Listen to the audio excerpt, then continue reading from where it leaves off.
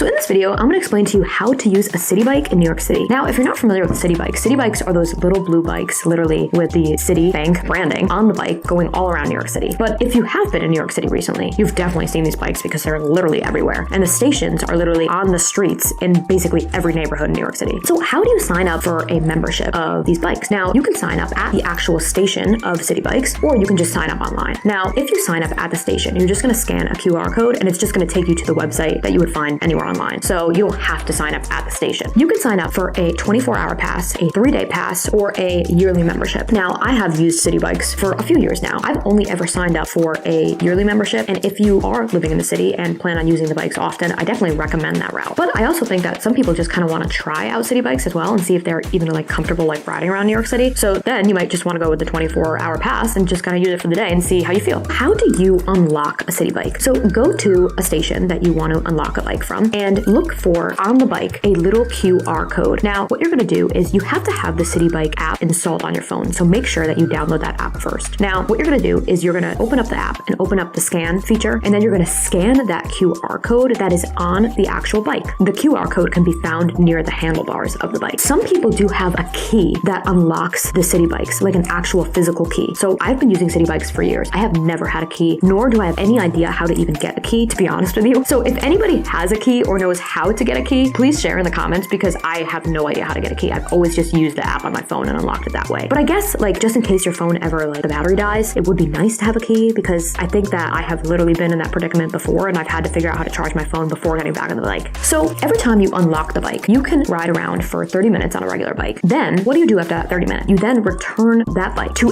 any Citibike station in New York City. Literally any Citibike station you see. You do not have to return it to that station that you got the bike from. So I just want to make that very clear. Now, if you have an annual membership, you can actually ride around for 45 minutes instead of 30 minutes on a regular bike. What happens if you go over that time limit that you have allotted for the bike? You just get charged by the minute. Honestly, I can't even remember what the exact charge is, but I would recommend trying to stay under that. If you do go over, which I have many times before, it's not going to be like a crazy amount of money. Like you're not going to be paying like $50 or something like that. It's going to be like a few dollars depending on how long you go over. And it will automatically be charged on your card that is affiliated with the Citibike membership. Now, when you are returning your bike to a station, please make sure that your Citibike is actually locked into the station. So this can be a little bit difficult. Sometimes some Citibikes are hard to jam in and actually lock into the station. Now, I don't want to scare you, but I say to make sure that it's locked because if it is not locked all the way in and the little like bell, like ding sound doesn't go off, you will be charged as if you're still riding the bike because the system didn't even know that you returned the bike because they only know when it is locked and the little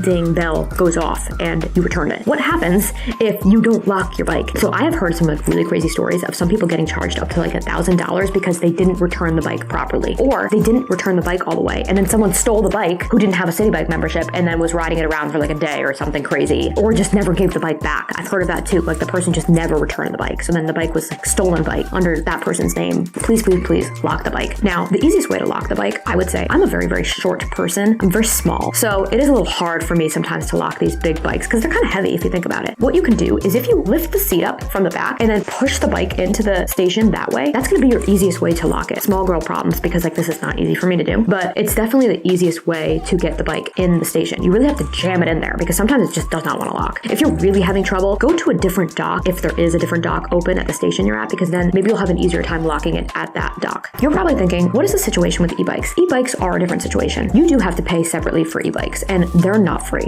They're not even free for people who have an annual membership. Like you do have to pay. Now, my other complaint with e-bikes is that there is a huge e-bike shortage in New York City with Citibikes. There are not enough e-bikes for the amount of people who want e-bikes. And that's because you have to think about it. So many people are traveling literally uptown to downtown, midtown to uptown, midtown to downtown. And being on a regular bike with these long rides, I've done it before, it's so exhausting. I mean, it's more exhausting than a regular workout. So like everyone is always fighting for e-bikes all the time. Like sometimes there are so many times where I just can't even get an e-bike when I really need an e-bike because I'm going literally to uptown. I do think that there's a huge shortage for e-bikes, so just be aware of that. Like hopefully if you're watching this video in the future, hopefully they solve that issue, but it doesn't seem like it's going to be solved anytime soon. So e-bikes do cost more money for non-members than it does for members, and you are paying per minute that you use the e-bike. It's a certain amount of cents that you're paying per minute to use the bike. So I would say like most of the time I'm riding the e-bike for say under 30 minutes, I'm paying like a couple dollars, maybe at the highest like $6, $7, I would say, at least at the time of this video. But they're way more efficient than the regular bike and it's way less of a workout. So if you don't want to be absolutely exhausted before you get to your next destination, an e-bike e-bike, if you can get one, is always a great option. So you might be thinking also, like, what's the deal with those new e-bikes? There's like those new gray e-bikes. I think they have like lift or something on the e-bike, something like that. Like that's like their branding. They're like gray and not blue. Those are the new e-bikes. They're really, really great. Like they're just so nice to ride. Like it's like a great ride. Like if you ride Citibikes, you kind of know what I mean by that. Like they're much better bikes than the old ones. Now you can only get those, at least at the time of this video, if you are a member of Citibike, and it's still going to cost you money too. It's going to be like the same price as any other e-bike, but you can only get those bikes and unlock them if you're a member. So I hope this video helped you understand e-bikes. If there's any questions